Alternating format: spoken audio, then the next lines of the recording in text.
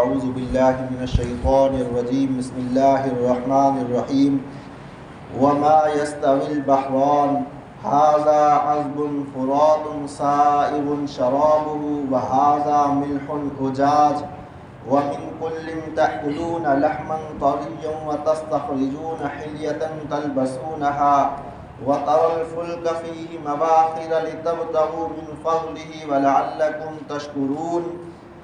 دو دریا برابر نہیں ہوتے، ایک ایسا میٹھا جس کا پانی پیاس بجھاتا ہے اور پینے میں خوشگوار ہے، اور یہ دوسرا ایسا ہے کہ جس کا پانی کھارا کڑوا ہے، اور ان دونوں میں سے تم تازہ گوشت کھاتے ہو اور ان میں سے زیور نکالتے ہو جسے تم پہنتے ہو، اور تم کشتیوں کو دیکھتے ہو کہ وہ اس پانی میں پانی کو چیرتے ہوئے چلتی ہیں، تاکہ تم اللہ کے فضل کو تلاش کرو اور تاکہ تم شکر گزار بنو۔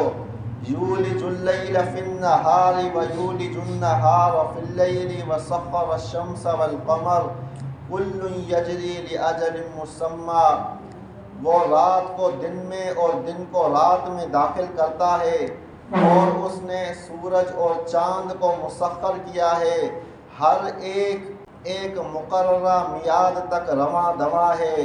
ذالکم اللہ ربکم لہ الملک، یہ اللہ ہے تمہارا رب، ساری بادشاہی اسی کی ہے۔ والذین تدعون من دونہ ما یملکون من قطمیر، اس کو چھوڑ کر تم جسے بھی پکارتے ہو وہ کھجور کی گٹھلی کے چھلکے کے برابر بھی کسی چیز کے مالک نہیں۔ ان تدعوہم لا يسمعوا دعاءکم ولو سمعوا ما استجابوا لکم ویوم القیامۃ یکفرون بشرککم ولا ینبئک مثل خبیر۔ اور اگر تم انہیں پکارو تو وہ تمہاری پکار کو نہیں سنیں گے، اور اگر سن لیں تو جواب نہیں دیں گے، اور قیامت کے دن جو تم شرک کرتے ہو اس کا انکار کر دیں گے، اور اس ذات کے علاوہ جو ہر چیز سے باخبر ہے تمہیں کوئی بھی ایسا خبردار کرنے والا اور باتیں بتانے والا نہیں ہے۔ یا ایھا الناس انتم الفقراء الی اللہ واللہ هو الغنی الحمید۔ اے لوگو تم سب اللہ کے محتاج ہو، اور اللہ وہ ذات ہے جو بے پرواہ ہے اور بذات خود قابل تعریف ہے۔ ان یشأ یذھبکم ویأتی بخلق جدید، اگر وہ چاہے تو تم سب کو فنا کر دے اور تمہاری جگہ کوئی اور مخلوق لے آئے۔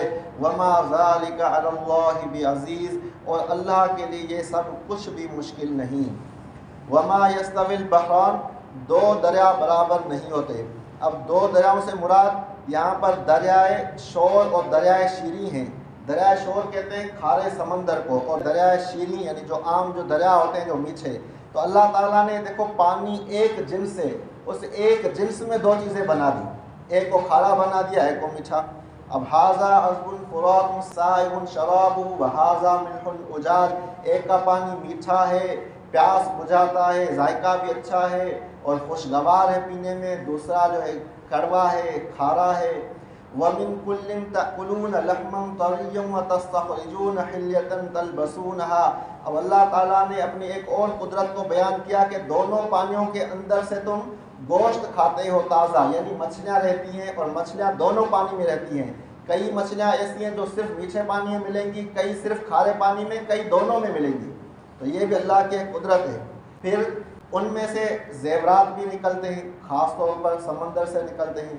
وَتَرَى الْفُلْكَ فِيهِ مَوَاخِرَ لِتَبْتَغُوا مِنْ فَضْلِهِ وَلَعَلَّكُمْ تَشْكُرُونَ، اور تم دیکھتے ہو کہ اس پانی کے اندر کشتیاں چلتی ہیں جو پانی کو چیرتے ہوئے جاتی ہیں، تاکہ تم اللہ کے فضل کو تلاش کرو۔ فضل سے مراد رزق کو تلاش کرو۔ دنیا کے اندر جو کاروبار ہوتا ہے جو وسیع پیمانے پر ہوتا ہے وہ بحری راستے سے ہوتا ہے اور جہازوں اور کشتیوں کے ذریعے سے ہوتا ہے۔ تو یہ بھی اللہ کی قدرت کی ایک نشانی اور اللہ کا ایک انعام اور نعمت ہے تم پر۔ یہ سب کچھ اللہ نے اس لیے کیا تاکہ وَلَعَلَّكُمْ تَشْكُرُونَ، تاکہ تم شکر گزار بنو۔ یولج اللیل فی النہار ویولج النہار فی اللیل وسخر الشمس والقمر، وہ رات کو دن میں اور دن کو رات میں داخل کرتا ہے، اور سورج کو اور چاند کو کام پہ لگا دیا ہے۔ کل یجری لاجل مسمى، ہر ایک اپنی مدار میں رواں دواں ہے، کب تک؟ ایک مقررہ وقت تک، جب تک اللہ نے اس کو ایک وقت مقرر کیا ہوا ہے تب تک یہ ایک جو اپنے مدار ہیں ان میں تیر رہے ہیں، چل رہے ہیں۔ ذالکم اللہ ربکم لہ الملک، یہ ہے اللہ تمہارا رب، ساری بادشاہی اسی کی ہے۔ اب اللہ تعالیٰ نے اتنی قدرت بیان کی اور اتنی قدرت بیان کرنے کے بعد کہا کہ یہ ہے تمہارا رب، یعنی تمہارا پالنے والا کتنا بڑا طاقتور ہے، جس نے سمندر بنا دیے، جس نے دریا بنا دیے، جس نے دن کو رات میں اور رات کو دن میں داخل کر لیتا ہے، سورج چاند کو جس نے کام پر لگا دیا ہے، اس کے لیے تمہیں پالنا کون سی بڑی مشکل بات ہے؟ اس کے لیے تمہیں پالنا کوئی مشکل کام نہیں ہے۔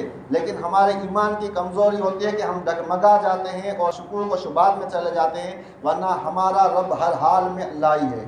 اور اس کو چھوڑ کر والذین تدعون من دونہ ما یملکون من قطمیر، اس کو چھوڑ کر تم جسے بھی پکارتے ہو وہ کھجور کی گٹھلی کے چھلکے کے برابر بھی کسی چیز کے مالک نہیں۔ یعنی کھجور کی گٹھلی کی کیا حیثیت ہے؟ پھر گٹھلی کے اوپر بھی ایک چھلکا آپ اتاریں گے، ایک چھلکا اترے گا۔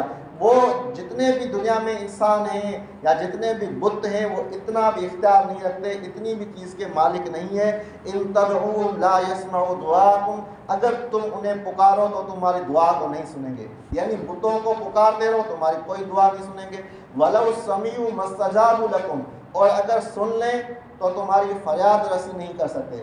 یعنی جو لوگ پوجتے ہیں وہ صرف بتوں کو نہیں پوجتے، کئی فرشتوں کی بات کرتے ہیں اور کئی جو ولی ہیں ان سے مانگ لیتے ہیں، تو اس لیے اللہ نے کہا اگر وہ سن بھی لیں تو تمہاری پکار کا جواب نہیں دے سکتے۔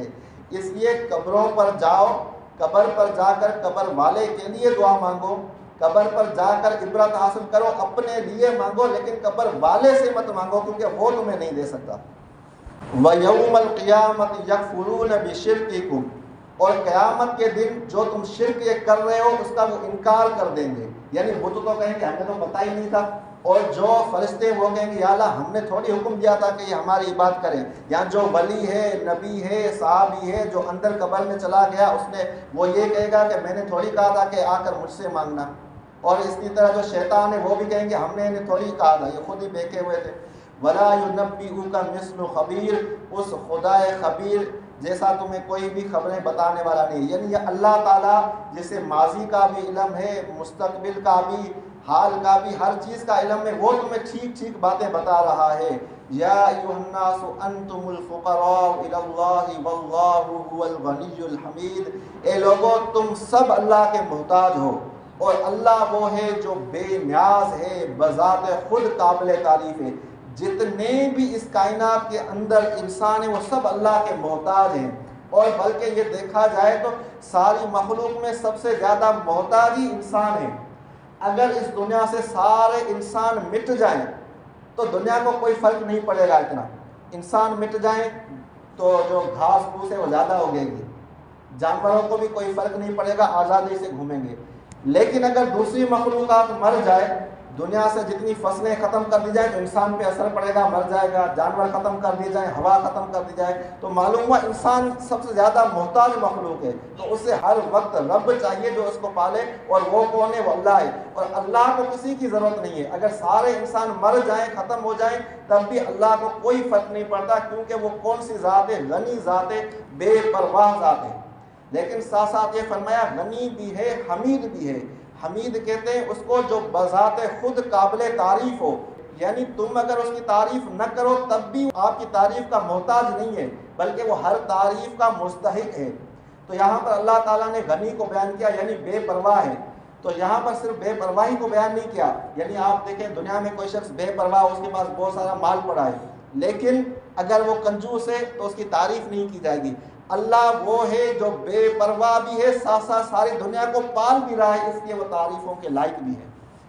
ان یشاء یذھبکم ویأتی بخلق جدید، اگر وہ چاہے تو تم سب کو لے جائے اور تمہاری جگہ کسی اور مخلوق کو لے کر آئے، یعنی تم سب کو مٹا دے، کوئی اور مخلوق لے کر آئے، تو اللہ کو کوئی پرواہ نہیں، اللہ سب کچھ کر سکتا ہے۔ وما ذلک علی اللہ بعزیز، اور اللہ کے لیے یہ سب کچھ بھی مشکل نہیں، یعنی تم جو کچھ عبادت کرو گے وہ تمہارے فائدے کے لیے، اللہ پر احسان نہیں کر رہے ہو، تو ہمیں چاہیے کہ اللہ کی زیادہ سے زیادہ عبادت بھی کرے اور مانگے تو صرف اسی سے مانگے۔